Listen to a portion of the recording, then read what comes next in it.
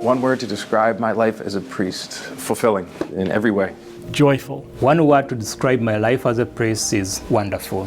Satisfying. Fulfilling. Wow. Blessed. Challenging. Service with love. Happy, fulfilling. It's what I'm supposed to do in life. Blessed. Adventure. Wonderful. I wanted to say better than I deserve, but I can't say that because it's more than one word. But wonderful. Blessed.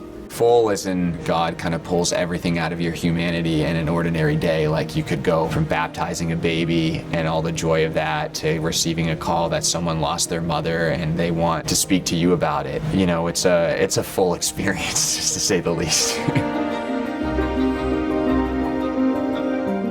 When I began as a priest, I thought I was a one-man band, as I said. Very quickly you start to learn I can't be a parish priest without everybody else, and they can't be God's people without me, and that the priest has to be completely together with the people. The fact of the matter is, everybody in the parish taught us how to be a priest. You learn certain stuff in the seminary. That's intellectual, it's head trip. But how to serve, how to stay with people when they're dying, I mean, that kind of stuff isn't just taught. You got to experience it. I had a number of instances where people were dying and the family called me, and I do the anointing of the sick. But then you'd sit around, and at first I thought I had to do something. I had to read a prayer or say something. It was simply being present. That's a hard lesson to learn. We got a call. The person was struck by the train. It was a sophomore who had just finished her sophomore year, and I had just confirmed her. When the mother came home, obviously we were outside. She saw all the police and the crowd. And they told her, and obviously the reaction of a parent just to find out that their child had died. But she screamed and she said, "I want a priest." The police officer said, here's Father Lou. It was like, you know, even in the darkest moments of a person's life, they want the church. I think something that has stayed with me my whole priesthood. You know, I want a priest. I had the experience of visiting a young man in the hospital. He just kind of called out and he said, "Hey, priest." And I went in and he apologized. He said, "I'm sorry that, I didn't know your name." And I said, "My name really isn't important. You called me by the right name, priest." As I reflect on that, how many times in the course of priesthood, whether it's at the hospital, at a funeral home, going to somebody's house to anoint them, how many times do we hear the words, "The priest is here"? It isn't about your name. It isn't about your personality. The priest is here. That's what we offer. A lot of times when nobody else can really do anything, that we step into all kinds of situations. We pray, we represent the church, we represent the community, and we try to bring the love of Christ to whatever situation that we're in. So I think those moments I find very meaningful because, we're instruments of God's grace. I do a retreat, an all-day retreat for people who've lost children, and their circumstances can be an illness, it can be a car accident, and drug overdose, or whatever it is. And to sit at a table with probably 20, 25 people who've all lost children, and to be able to speak about God's love for their child, and answer some very difficult questions, and to let them know that God's love for their child is beyond words and even greater than their own love for their child. And God is merciful. And so I believe in God's love and mercy drawing children into heaven. And your child will be the first one will see you when you enter heaven one day. It'll be your child who will welcome you and bring you to Jesus. I believe it. I was visiting a parishioner at Beth Israel Hospital, and I was waiting to get the elevator to go back down to return to my car, and I saw this man in the corner kind of like looking at me and then looking at his feet, and he seemed a little troubled. And then right when the elevator opened, he said, "Excuse me, are you a priest?" And I said, "I am." And he kind of unloaded right there with his sufferings of his wife, who was very sick. And he said, "Father, I was Catholic. I haven't really been, but would you see my wife?" And it was a very powerful moment. And I went in and was able to provide the sacraments that this woman needed and pray with the family. And it was just a great reminder that God uses the priest to save souls. And wasn't expecting to have that encounter, but it was a very powerful experience for sure. Although I feel very unworthy, because of the grace of the priesthood, people trusted me and they want us to be part of their lives. You know, difficult moment, happy moment, joyful moment. And sometimes they share with us things that they don't share with their own spouses and family. So we're so privileged to be priests of Christ.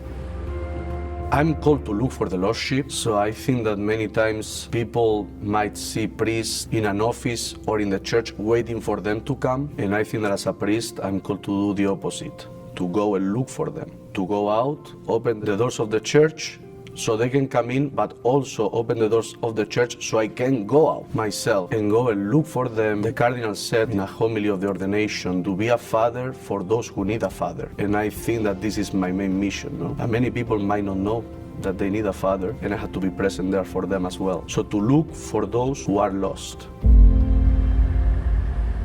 I think that the more life experience I have as a priest, the more I'm able to share with other people. I live in a community, the economically poorest community in Massachusetts. There are people who have very, very difficult lives. They have single moms who raise many kids with multiple jobs, and they're on all the time. So for most kids, full families are not present. We're also the fentanyl capital of New England. So with drugs as a permanent part of the scene, all bets are off. I get, thankfully, called into everyone's regular life situations. There are a lot of things I witness regularly that you would never possibly imagine, because you shouldn't.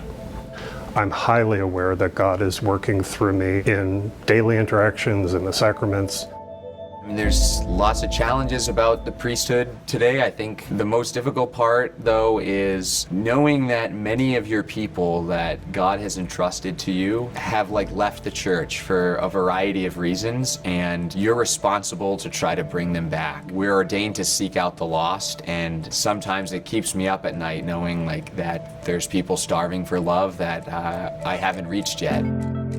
The most difficult part about being a priest for me is my weakness, my inability to be all the things that God wants me to be, that the people expect in me. I would love to be saintly. I would love to be able to be flawless. When I make a mistake, it can hurt people's, not only their faith, but their family's faith, generations of faith. The most difficult part of priesthood, well, to be honest, doing funerals for young people is especially difficult when it's an unexpected death. And it's a real reminder that there's no promise that we'll have a tomorrow. It's really important for us to really live every day as if it were our last day. That's why we wear black, and we have just a little bit of white there. It's like a little light in the darkness, and reminds us that our hope needs to be in heaven, not here on earth. The most difficult part is that when there's something that's very sad and you don't have any control over it and you can't do anything about it, but listen to somebody, pour out their heart in like an impossible situation. They're hurting terribly. And you wish that you had a magic wand that could just take that away. But all you can do is be there present and listen. Sometimes you find out later that that person really appreciated it. But at the moment, there wasn't anything but just overwhelming sadness. The most difficult part about being a priest for me is that there can be a loneliness. And when I say that, obviously I have this big family and I have so many people in my life, and I'm very lucky to have people who love me and whom I love. But there's something about the life that can isolate insofar as not all those people in my life understand. I went to St. Pius and the Holy Family. People loved me so much, and I loved them so much. It's a special place for me. I saw people's joy. I was with them in their suffering, in their pain. Even during happy moments, I was there. The difficult part for me came when it was time for me to leave Lynn. I didn't know what to say. I didn't know what to do. It was like being uprooted from your family. They became my family. And had to move out. So I really felt like, wow, this is priesthood now. This is the meaning of being a priest.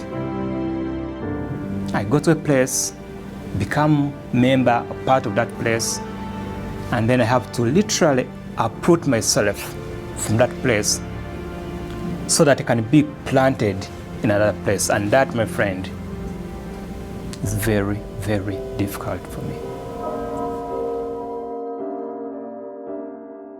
Back in the day, when I was first ordained, it was many priests assigned to one parish, and today it's often one priest assigned to many parishes. It's completely reversed. The clergy sexual abuse crisis brought many changes, and changes for the good, I think, very positive changes.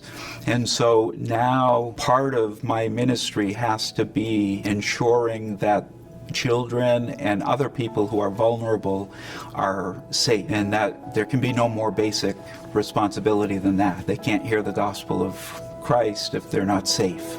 I think nowadays the most difficult part for me of being a priest is helping people to understand that the church is theirs. At the same time that they are the churches. Like having this understanding that people belong to church, that belongs to them. The Lord drives me to talk about a church that is open to the world, that I like Pope Francis talking about extending your tents, widening, I think that's the word, the tent, being welcoming, being hospitable, being available. So the Catholic Church is a mission to the world. So that's the way we should be. The most meaningful part of being a priest is to celebrate the sacraments, specifically the Eucharist. That's why the priesthood exists, to bring Christ into the world through the consecrated species of bread and wine, to bring Christ's healing presence through the sacrament of reconciliation, through the sacrament of the sick. I mean, people see in the priest a conduit to God. And as unworthy as we are for that honor, we still offer that hope to people. After church on Sunday, people would come out and would say, "Oh, Father, you spoke right to me. That was just what I needed to hear." And so I'd ask them, I said, "And what was that? What did I say that so helped you?" And they'd tell me this or that. And I'd say, "I didn't say that." And that happened over and over. And any one of the priests would tell you a similar story. And then there's a fellow who is a professor of preaching. He made the comment one time about what he called the God in between. And he says, we speak and people hear. But in between that, God interprets for people what they need to hear. I never thought of that. It's not something they teach in the seminary. But I think there's an enormous amount of truth to that. So yeah, that's one common experience of God working through me. You get kind of humbled by that.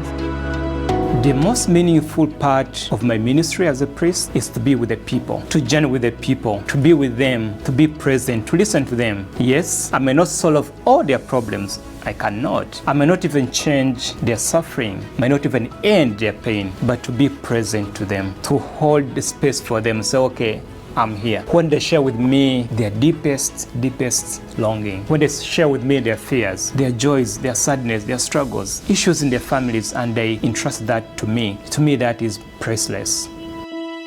Celebrating Mass is the most meaningful part of my life as a priest because it is the one and only reality through which Jesus Christ becomes fully present on this planet. The fact that I am given the ministry of ministering that sacrament and leading people in prayer in that experience is, I believe, the most meaningful reality on this planet. I meet saints all the time.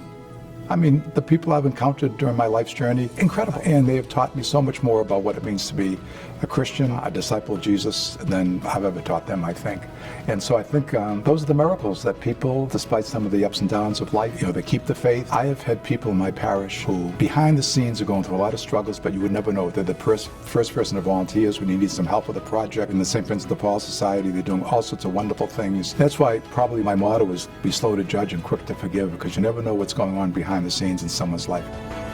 I started to understand how oftentimes St. Peter had to overcome himself and how we don't need to be perfect to serve and to lead. And that's consoling to me because I'm very far from perfect, as you know. And so to understand that we can make mistakes, and if we are accountable and we come back to God and we go to confession and do what we need to do, we can be given the grace that we need to persevere as St. Peter did. Having the opportunity to hear confessions and forgive sins, there's really no other feeling like it when you're on the other side of the screen and someone begins to breathe a lot lighter for a burden that they've carried for a long time, which is Jesus has freed them through your hands, and that is an amazing experience. I'm just shocked and surprised, like how God would put me in this place to make this happen, and that He would choose me, who also have struggles and am weak and I'm an ordinary guy. And so it's very humbling, and you just realize His power and how He is present and still acting very powerfully through His priests, through His church, and His people here and now in our neighborhoods. I have to say that my whole life as a priest is not a single moment that God is not working through me. Everything that I do, it's God's grace and God's working through me. I love my priesthood. I love my priest. I love the Archdiocese of Boston. And thank God every day for my priesthood. Just last week, I started crying. I'm talking to my parishioners. I said, do you realize what a privilege it is for me to be a priest? I said, to be able to celebrate the Eucharist with you, to stand here and offer you Jesus, there's nothing better. So that has always been one of the greatest privileges of my life, is to celebrate a Mass and to make sure everyone who's there feels that they are loved, not just by me, by Jesus. I've never regretted one day of being a priest. And I thank Jesus every day for allowing me to be His priest.